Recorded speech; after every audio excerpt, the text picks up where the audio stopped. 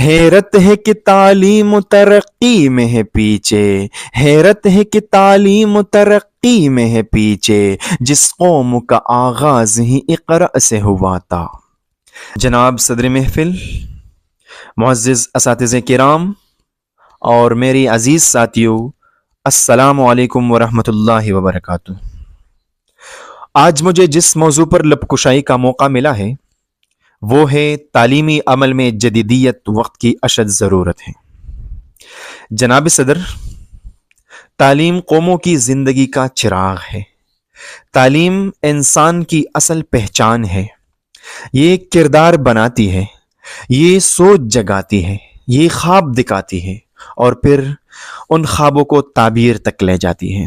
مگر سوال یہ ہے جناب صدر، سوال یہ ہے کہ کیا ہماری تعلیم آج کے دور کی رہنما ہے؟ کیا یہ صرف کتابوں کے اوراق تک محدود ہے یا زمانے کی رفتار کے ساتھ چل رہی ہے؟ جناب صدر، تعلیم اگر وقت کے تقاضوں کے مطابق نہ ڈلے تو یہ چراغ تو ہے مگر جلتا نہیں، یہ درخت تو ہے مگر پلتا نہیں، یہ قافلہ تو ہے مگر منزل تک پہنچتا نہیں۔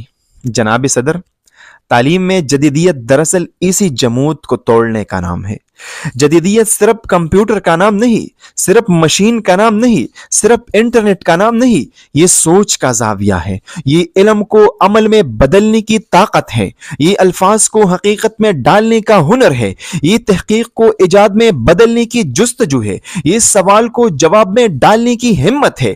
جدید تعلیم وہ ہے جو نظری کو تجربے سے جوڑ دے، جو صرف حفظ نہیں بلکہ فہم پیدا کرے، جو صرف نوکری کے لیے نہیں بلکہ خدمت انسانیت کے لیے تیار کرے۔ جناب صدر، اگر ہم تاریخ پر نظر ڈالیں تو ہمیں دکھائی دیتا ہے کہ جن قوموں نے اپنی تعلیم کو جدید رنگ دیا وہی دنیا کی قیادت پر فائز ہوئے۔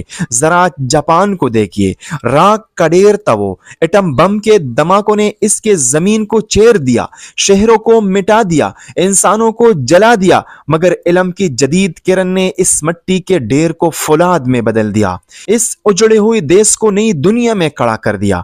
یہ ہے جدیدیت کی طاقت، یہ ہے تعلیم کی کرن، یہ ہے قوم کی اصل بنیاد۔ چین کو دیکھ لیجئے، غربت کی زنجیروں میں جکڑا ہوا ملک، محرومی کے اندھیروں میں ڈوبا ہوا معاشرہ، مگر جب اس نے تعلیم کو جدید بنایا، نصاب کو بدلا، طریقے تدریس کو بدلا، تکنیک کو بدلا، تو وہی چین دنیا کے سب سے بڑی طاقتوں کے صف میں آ کھڑا ہوا۔